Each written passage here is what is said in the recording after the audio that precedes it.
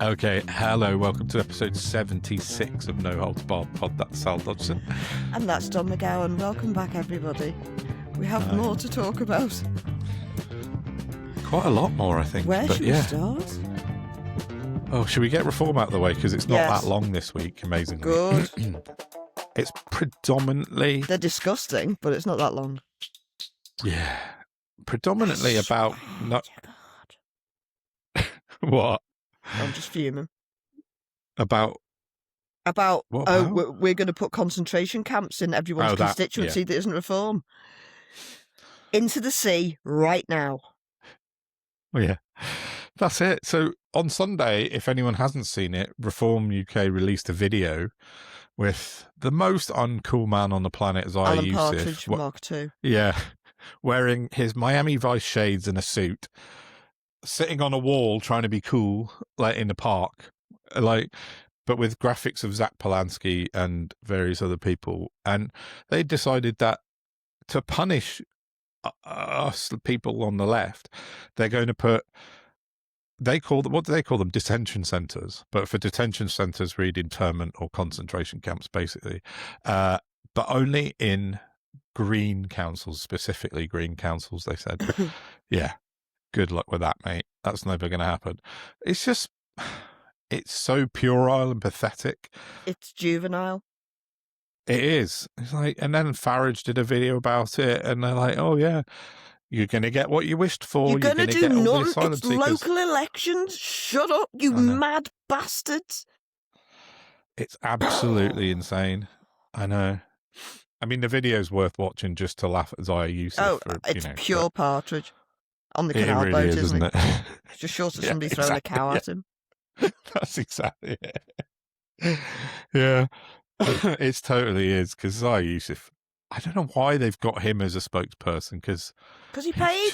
He paid his money. Yeah, cash money, dollar bills, y'all. Oh, God, I've been watching so much Wu-Tang Clan documentary. I'm like absolutely up to my eyeballs in Wu-Tang at the moment. Yeah, but yeah, it's just mad. Yeah, Zia Yusuf. Yeah, he's just bought himself a position within Reform, but he's falling down the pecking order when you look at the donations that he's only they put have 200 given. grand in, hasn't he? So yeah, exactly. So he's dropping way down. I know. And there was a thing that came out this morning. I think it was one finance guy put out. He's been putting out some stuff this morning. I'll check it out. But he was saying that actually he probably wasn't that involved in this Velocity Black, the VIP company that supposedly made him rich. It was his brother that did it, because when you look, he somehow found a copy of Zia Yusuf's job history, like a CV, and the overlap with Morgan. Good. Yeah, he is very, He's very got to good. come on one day in a mask. I've invited him a lot of times, and he said he'd think about it. But I said, we can guarantee your anonymity. And he's like, yeah, I'll leave it with me. But I've asked him a few times. But he's found this overlap with Goldman Sachs when Zia Yusuf worked as Goldman Sachs broker and Velocity Black. And he says that there should be no overlap because Goldman Sachs are really, really strict about their gardening leave, and when someone leaves a company, they're not allowed to perform any other jobs whilst they're working there. So I don't know how interesting that might pan out to be, but he put that out this morning. But yeah, it makes you wonder, doesn't it? Which is what I was going to say, is why he's up there front and centre, because he's not very good at it, and he's not really that big a donor in all. Yeah, all things considered. Yeah, maybe, is it just because of how he looks, because he's a brown man, and that's what Farage wants? I don't know, is Braverman doing much of it? She's very vocal on social media, but she's never in the media. Never. So, yeah. They're just utterly banal. I just struggle to believe where we are, to be honest. It's so mad. I know. It is. But he has had a bit of scrutiny for this £5 million gift that we talked about last time. The media seem to be holding on to it a little bit, but James O'Brien's like a dog with a bone. Is he? Yeah. Not bigging him up, but he's still wanging on about it today, and it's from last week. So that's in this day and age. That's wow. Exactly. Especially for Reform. Yeah, it's normally moved on by now, but I did notice, I think Kat Neelan put something out at the weekend on The Observer about it on Sunday as well. So it is hanging around, which is bad news for Farage because he doesn't like his bad stories to be there for more than a few days. To the point where he was supposed to be appearing on Laura Koonsberg's show on Sunday morning. He'd been booked months ago, and he was supposed to be sitting next to Zach Polanski and Kemi Badenoch, two other party leaders, and he bottled it an hour beforehand. He said, "Oh, I've changed my mind." He's terrified of Zach Polanski. He really is. Oh, I mean, there is going to come a point where they're going to have to debate unless Farage backs out of politics. Yeah. And that is going to be the popcorny moment of the century. It will be. Oh, it's going to be Zach epic. versus Nigel. Yeah. He's going to put him on his ass. The rumble in the jungle. Yeah. So, yeah, they are absolutely terrified of the Green Party, the Reform. Well, that's... Like, I don't know if you've got any of the Zach attacks on your list, but he's getting it. He's getting Corbyned fully right now. Yeah, he is, isn't he? I hadn't really written much about it, but... I mean, they've got... It's mad because they've got nothing on him, which is why it's so obvious. Because it's just bullshit.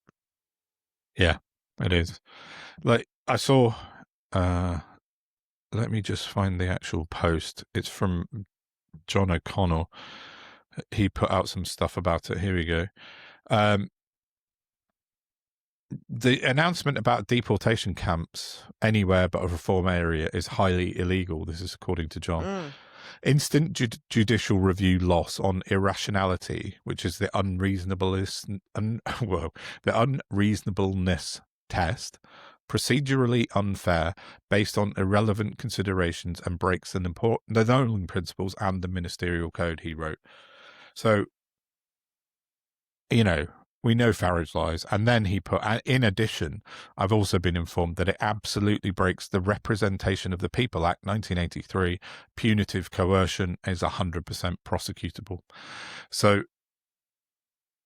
if John's right on that, then if I were Keir Starmer or Zach Polanski, I would be pursuing that avenue, because if he's breaking literal laws by trying to coerce people into voting for him.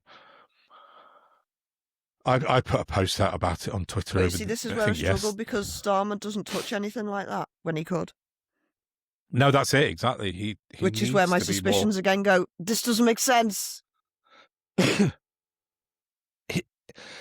He's had nearly 2 years. He could have been acting on Farage much, much stronger than he is. He's, in recent months, turned it up a little bit at PMQs, but as you say, there's been no like actual legal challenges, no procedural challenges, just there's some been a few shakings comments of hands in the House of Parliament. There has been a couple, yeah, definitely. But I put a post out the other day. It said, I believe this is called voter intimidation, or in mafia terms, a shakedown. Either way, both pathetic and illegal. And I've had so many people from the right bot-tastic this morning on that. Just misunderstanding it. And basically, they're all like, yeah, they were going, oh, aren't you getting what you want, you lefties? You know, I can't find it. It's not there. It was at the top of my replies. What's she called? Kelly Jane Keane? Posey Parker, the Uber turf. She's terrible. Yeah. She was in my replies on that this morning. I've never seen her reply to me on anything before. She's saying, oh, yeah, you lefties just getting what you want, and now you're crying out being a NIMBY and all this shit. I said, not to her, but I said to someone else, I live in a green council. There's 2 asylum hotels not far from us. It's not a problem. Like, I don't get it. Well, I do get it. But, yeah. As Baz said, I'd rather have a green council and an asylum hostel than a council of far-right fascists. I'd rather have anything than a council of far-right bloody fascists, but yeah, that remains to be seen on Friday. Yeah, what do you reckon on Friday? I mean, stick your finger in the air, innit? I reckon Labour are going to get it. I reckon the Tories won't even feature. Lib Dem's probably a safe vote for most people. Hopefully the Green Wave continues, but who knows? don't think Reform will do quite as well as they think they're going to. No, I don't think they will either. But I don't know whether that's me hoping and wishing or what I believe, if you know what I mean, because who knows? No, I think I wrote that the other day, and pragmatically, I don't think they'll do as well as they hope for two reasons. I think Restore have changed the picture in the far right a little bit, and I don't think they'll vote because they don't want to vote for Farage. So previous Reform voters are just going to stay away. What was my other reason? I don't know. Jesus Christ. Yeah, but I do not. I think they'll do fine. I think they'll pick up quite a lot of seats. Obviously, you know, they're going to. I mean, initially they'll pick up a lot of seats. Let's see where they are a month afterwards. Yeah, exactly. Yes. I think the Greens. Yeah, exactly. Yeah, we have some more to talk about next week. But I think the Greens will do well, especially if they get some younger people out to vote on Thursday. So it's to getting people out to vote, though, isn't it? Yeah, that's it. If you're a younger progressive voter, like, you need to be getting out, and the Green Party is the party of choice for the younger people. But it is getting them out the door. It's the party of choice for people who want a nicer country. Yeah, it's very true. It's very, very true. In all the ways. So, yeah. I noticed this morning and over the weekend that the small boats rhetoric's been ramped up again, obviously at the behest of Reform. Which is mad because the numbers are going down, so... They've dropped, yes, I know. Why are they lying again? Yeah. They're trying to get people angry so they'll go out and vote for them. For Reform, yeah. The Sun put out a big front page picture of a dinghy this morning and saying 200,000 people. That 200,000 people is in 8 years, though. They don't say that. I did see that the other day. A woman and a young girl died crossing over on a dinghy. I saw that. Over the weekend. Because, you know, they're all fighting age men.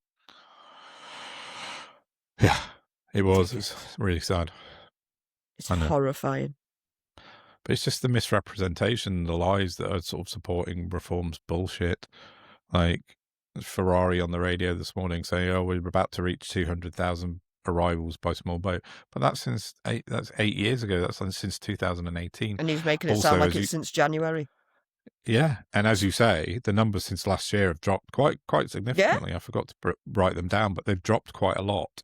And also, whether you like it or not, the deportations have risen as well, but like considerably since Labour took over. But they can't not, because what people, these racist imbeciles, don't seem to grasp is that the Tories used these poor people who are literally trying to flee for a better life. They've used them as a political weapon and put their lives on hold by freezing processing for years. So of course there was going to be a backup of them because there was none of them getting processed. That's how psychotic the Tories are. They were. They're absolute nut jobs. Yeah. That was a very easy win for Labour, that job. It has been, but because it's been misrepresented in the media, it's not getting across. If you don't legislate the media, that'll happen. Yeah, exactly. I wrote about it at length last week about the media bias, and I've got all the data, and I put it all in spreadsheets, and I've got proof that the media is way, way, way, way, way against Labour and way, way, way for Reform. But yeah. So that's where we end up with headlines in the Sun or front pages of the Sun saying 200,000 arrivals. You're like, no context. Reads that paper and goes, "Oh, that must be true." A lot of people. Still the biggest selling paper in the country, isn't it? That should be and the Daily Mail. Yeah, well, we know about that. It's no good. Brag. But talking about high quality, hard hitting journalism. Did you see Sophie Ridge's political bombshell this morning about, she put a post out on Twitter. She took time out of her busy schedule to write that Angela Rayner has quit vaping. That was it. Oh, I saw you repost it. How? Yeah, what? And? I said to her, I was like, and why are you still not talking about Farage's bribe? £5 million bribe. Angela Rayner's quit vaping. That's political fucking bombshell that she broke this morning. So it's almost, you see, that to me is so shit.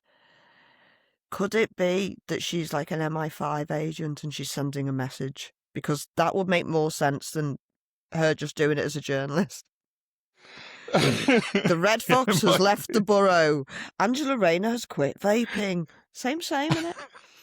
Like a numbers station, like until Sophie Ridge declares Angela Rayner has quit vaping. Activate. It would make more sense. I know. It's That's just fucking nuts. I mean, how is that in any way breaking news? Like, oh, great. Angela Rayner stopped vaping. Yeah, thanks for that. So, yeah. I don't know. Let's move away from reform and crappy British journalism. Always delighted to do that. The war in Iran, because it's back. It's back with a vengeance. Over the weekend, despite what America says, Iran launched 2 missiles at a US carrier ship. Trump then said, no, they didn't. We shot down, he said, 7 boats. I don't know how you can shoot down boats, but that's what he put out on social media. Was he shooting them from submarines? Yeah, perhaps. But even then, I don't know. Then you'd say we torpedoed them, wouldn't you? But weren't they like speedboats or something? Well, that's what that's the Iranian thing. But you wouldn't torpedo, would you? No. Yeah, I think you just use big machine guns off the side of another boat. But basically, like, it started at the weekend, and Iran 1 day later are already making America look ridiculous, like properly ridiculous. So, for example, today Pete Hegseth was forced to come out and do a press conference, and you know things are going badly when they send him out to talk. Forced. Sometimes I think they have to hold him back from not doing press conferences. Yeah, maybe that's true. But they have kept him back for a couple of weeks because of this ceasefire. Although I saw on the news before we started recording, Trump claims ceasefire still in place, despite Iran have attacked the UAE again and blown up. Well, not blown up. Is it one of them Israeli ceasefires, though? It sounds like it must be, yeah. Yeah. But Hegseth came out and announced that as of yesterday, Sunday, 2 days ago, Sunday, they had created a new thing called Project Freedom, which sounds like a Ryan Reynolds film. And he said that they have had a rock solid blockade in place for 3 weeks now without anything getting past. Then he went on to say,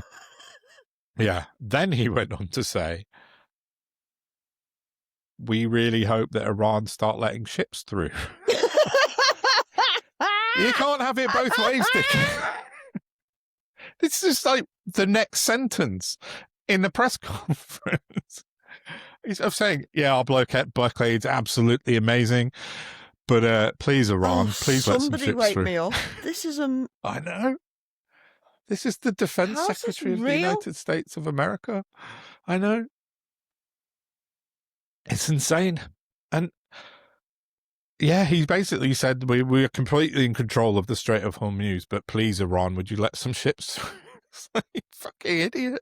You can't say those 2 sentences one after the other because they're both completely opposites. But you sent me a video from that Prairie press conference, didn't you, earlier, which we'll put in now because it's worth listening to. And I can't confirm or deny whether we have kamikaze dolphins, but I can confirm they don't, ultimately. Yeah, so they're talking about kamikaze dolphins in the Pentagon. Standard conversation. What they also talked about just previous to that clip that we've just played is that one of the journalists asked them about kamikaze dolphins, and the army commander talked about sharks with laser beams as if it was in Austin Powers. Jewish shark laser beams, like the Jewish space lasers. The Jewish space lasers. Oh, she's been... she has done a 180, yeah. Well, something came out this afternoon, and I haven't brought it into this pod. I want to talk about it on the next one, because she's standing up seriously for the Epstein victims, and she's fully against Trump. But there's something broke this afternoon, which I have to check, but it looks like Trump threatened her not to release any information.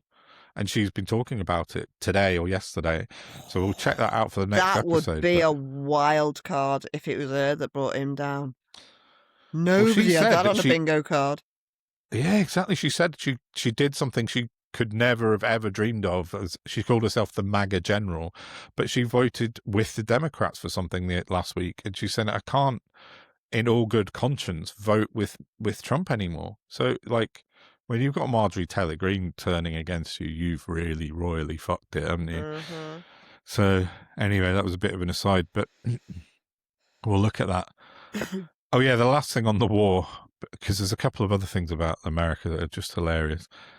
Yeah, I'll put a clip up of one of the Iranian, not a clip, a picture of the one I sent you before.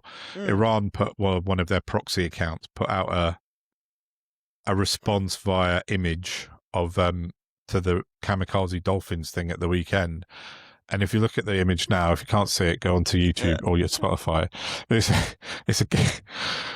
It's a brilliant picture of a dolphin wearing some glasses and got a GoPro strapped to its head, and it said "New unit unlocked: Dolphin Bomber, level 99, legendary aquatic, special ops unit, speed max, stealth max, underwater explosive deployment unlocked."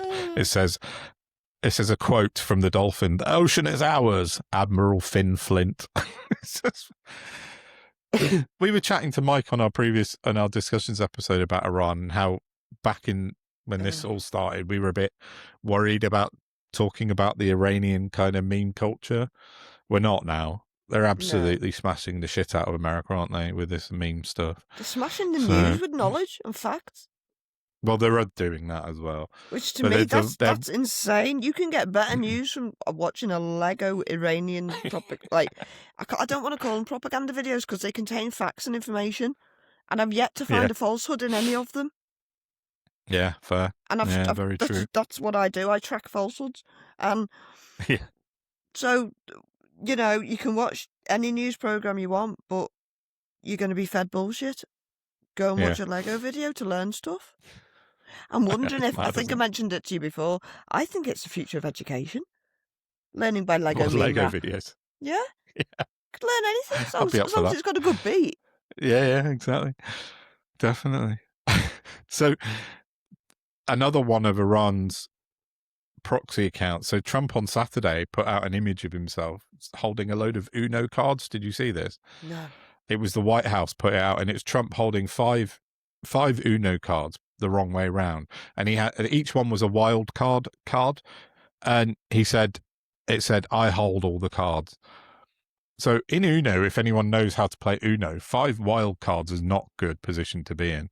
You want to have less cards rather than more. No, all a wild card does is change the color of the suit when you're playing. So not ideal. Iran's proxy account put out a post and quote tweeted it with an Iranian general holding 4 Uno cards, one which was a miss a turn card, and then 3 pick up 4 cards. And they said, what did they said? Yes, we have less cards. And there was a picture of this Iranian general holding up this like properly good Uno hand. Trump's an idiot because they're just, he's setting himself up for these things. Intellectual slam. But I'll put a picture up of both of those now as well stuff. because they're hilarious. But I mean, if nothing else comes out of this war, I mean, we're getting insane oil prices. We're going to end up not going on holiday, blah, blah, blah. But at least Iran are absolutely trolling this shit out of Donald Trump. Mean, yeah. And when this is all over and some time has passed, this is 100 years of comedy in the last decade. For sure. For sure. So... But I know. And then the last thing on Trump is not funny. It's really fucking scary, and I'll just finish it. Yesterday, there was a congressional hearing, and a Trump judicial nominee called Mr. John George, 2 first names. Obviously, mum and dad were Beatles fans. He was asked in Congress by Senator Chris Coons. He said if he believed in this, he asked this new judicial nominee, he said if he believed in this 22nd Amendment. The 22nd Amendment in the USA is the one that states that no president can ever sit more than 2 terms. So he was asked to his face repeatedly by this senator if he believed in that, and he just kept stonewalling, and he wouldn't say he believed in this part of the Constitution. He just said, I would have to review the wording of the US Constitution. And he wants to be a Supreme Court judge. That should rule him out. And he said it. Wow. He said it over and over again. And then Senator Coons then looked around the room, because there was quite a few justices on the panel that were being asked questions. And he asked every nominee in the room to confirm the Constitution bars a third term. No one answered. Complete silence. Not a single one of them. And I'll put a video clip of that in because it's really fucking chilling. President Trump has been certified the President of the United States 2 times. Is he eligible to run for a third term under our Constitution? I would have to review the All I need to tell you is it. the language of the constitutional amendment that makes it clear that no, he is not eligible to run for a third term. Anybody else brave enough to say that the Constitution of the United States prevents President Trump from seeking a third term? Anybody willing to apply the Constitution by its plain language in the 22nd Amendment? Nobody. All right, let's move on. The 22nd Amendment, which bars Trump from standing again, he's put up all these justices to be nominated, and not one of them would say that's a valid part of the Constitution. That's fascism. That's dead-on fascism. Here we are again, innit? But it's not going to end until he stops living. Yeah. Mm-hmm. It's really dark, isn't it? Really, really fucking scary and it's shit. all the millions of other people that are dying as a consequence of his insanity. Mm-hmm. Yeah. And cultist behaviour. Yeah. So the American Constitution apparently no longer applies to Donald Trump, according to these new justices that he's wanting to put into the Supreme Court to give him carte blanche to do whatever he wants. Fascist. Absolute nailed That's on horrifying. textbook definition of fascism. Yeah.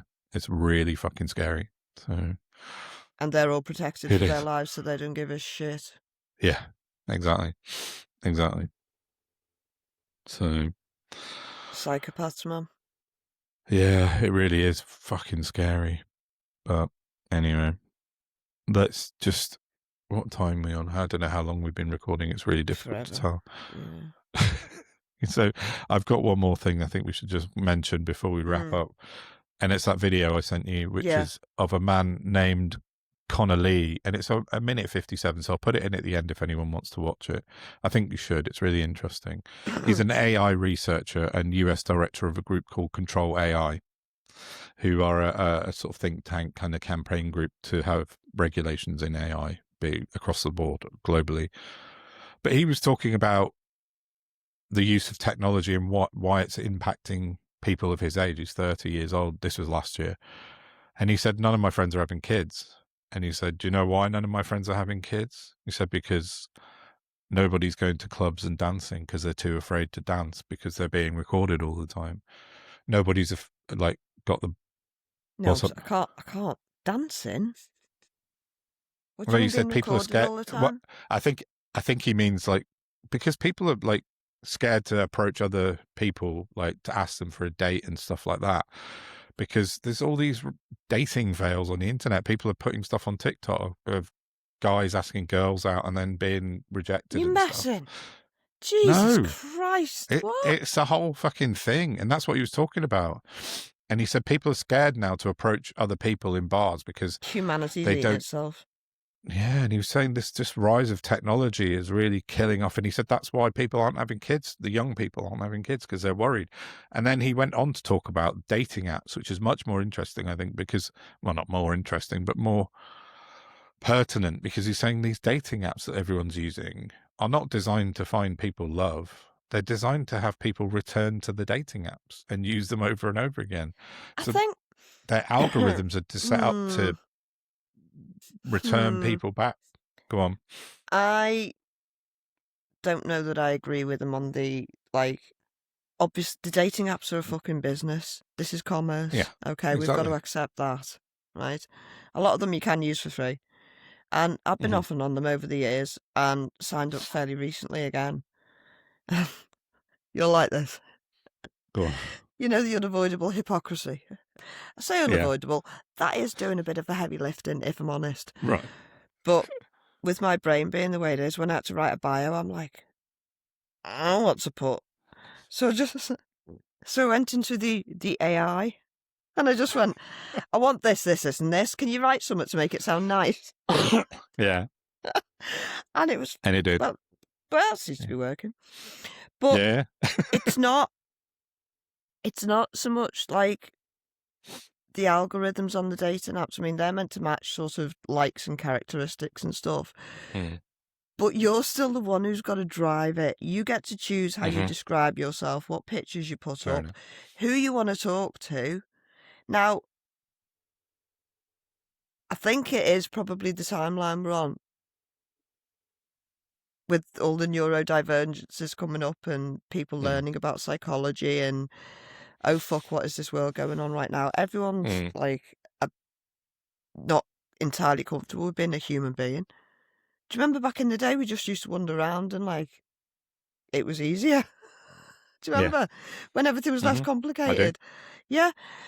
But we're all just like that now. So I can find it really difficult to communicate with people over the internet.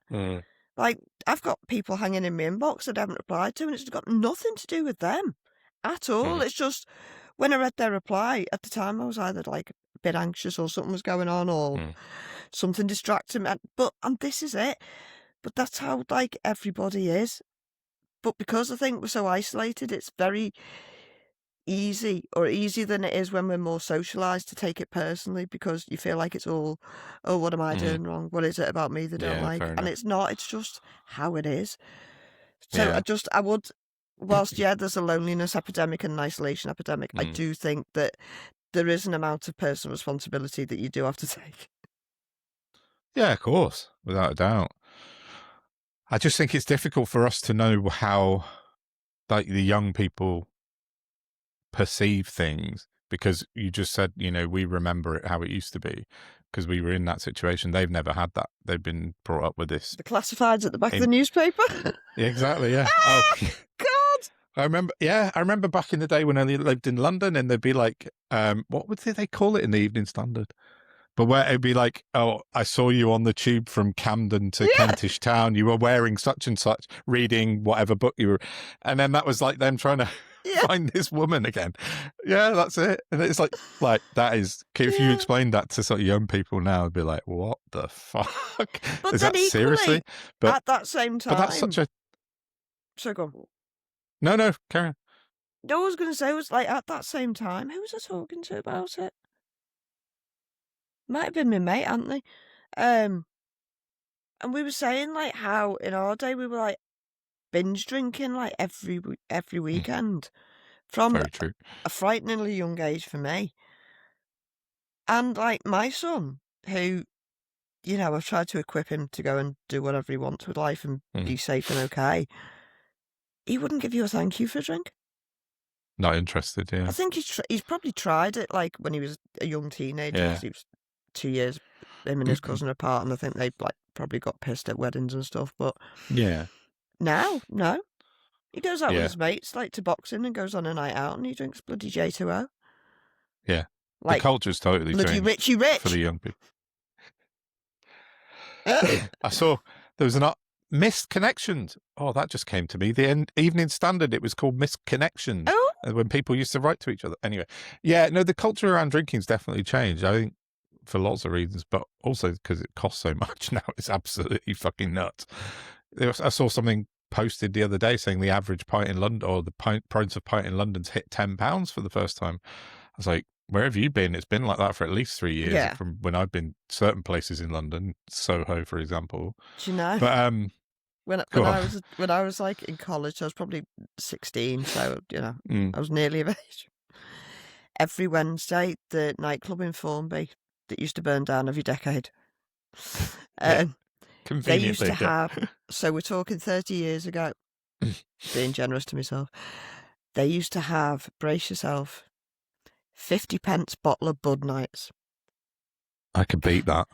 Fuck off, can you?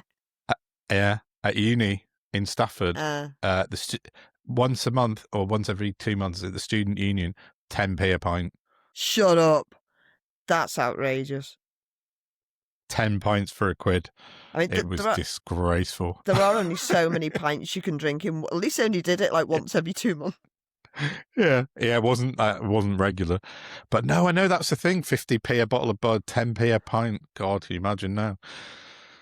What would that be now? Like, come to the student union and get a pint Stop for people going to the £7. supermarket for the beer, though, and taking it in the union, didn't it? Yeah, that's true. Yeah, yeah, definitely. Different times, Don. Different times. I know, crazy. Oh no, we're turning into 90s boomers. Remember back in the day? We're Gen X, we're cool. Oh, I should say, we had a comment on YouTube this week, a really cool one. Up there, see that golden tin, round tin? That's a CD case. Someone noticed it on YouTube, and it's Back to Basics. It's a nightclub in Leeds, and it's a 3 CD tin that I bought in 1996 or something. Oh, it's like 3 DJ mixes from the club back that we used to go to all the time. And someone picked it up on YouTube and went, "Oh, I've got that as well." I was like, "Oh, nice." That's so good. Small world, isn't it? Awesome. I know. Yeah. Also, thanks to Bob, who commented on our YouTube. He wrote a really nice comment as well the other day. So I just wanted to mention him because Bob Bertie. Yeah, exactly. He's a very he's a regular on the pod. He's an OG, Bob, isn't he? He is, and he left us a brilliant comment on YouTube. So thanks for that, Bob. Oh, thanks, mate. All comments are helpful to us. Yes. So sharing and subscribing also. Tell your friends. Indeed. Yeah, exactly. Shall we wrap it up? Have we done enough today? 2 hours and 29 minutes. Yeah, so I think that's quite a lot. So that'll go into 3 different episodes, which will come out over the next few days, 2 pod apps and 1 discussions app. So check us out. I'll put it all out on social media. Follow me and Sal on X and Blue Sky and Facebook and Instagram. We're everywhere. Anywhere you'd expect us. A couple of new subscribers to Patreon as well. So as of next week, we'll be doing Tuesday night Zooms. So get on us, join our community. You can have a week's free trial. Yes, do that. Patreon.com/no-holds-barred-pod is the place to go for that. And then, that's it. And if you want to get in touch with us for anything, you can email us or DM us, Contact Don direct, for example. Yeah, you can do that. Lots of people do that at the moment, which is nice. Some good, some not so good. What were you thinking of when you just said that? I was just thinking of the person who was going around looking for you, messaging random people called Sally. Oh, yeah. Somehow I couldn't find your actual page with all the information to contact you on. Which has got my email address, my signal on it, everything. Yeah, exactly. Yeah, that's true. But we'll, more about that person next week, I would imagine. So, yeah. Oh, yeah, Sangeeta Maiska, she was chatting to me this morning on DM, and she's signed up for The Nerve. So I think if anyone hasn't read The Nerve, she's their new political commentator. Yeah, get on The Nerve. It's predominantly female-run outlet for news, and it's set up by Carol Cadwallader and many other people. Sorry John to everyone on who it. heard him shouting. Yeah, I just wanted to say get on The Nerve because Sangeeta's joined them as well, making it even better. Great outfit. Right, a proper news outfit. Yes. Yeah. Right, before the cat decides to wreck the joint, we should say goodbye. Come say goodbye, Bruce. Okay. Yeah, he's here right at the end. Right, okay. Thanks for listening and watching, and we shall see you soon. Bye-bye. Bye, everybody. I'm 30 years old. Not one of my friends has children. 0. No one. No one's having kids. Do you know how hard you need to abuse a mammal to make them not have children? Like for real. Like let's step here back a moment, right? Never thought of it that way. Yeah, look, GDP goes up. People have have enough food, and whatever. No one's having kids, and this is across the world. This is across both the West, the East, everywhere it's happening. So there's a thing that happens, especially with younger, like even younger than me. Like the kids are like 18 today. There's a huge problem where they don't dance. No one dances. They go to clubs and they don't dance. Yeah. Why is this? Because you get recorded. Yeah. If you're an 18-year-old kid, you go to a club, you get recorded. If you approach a girl and you mess it up, you get recorded.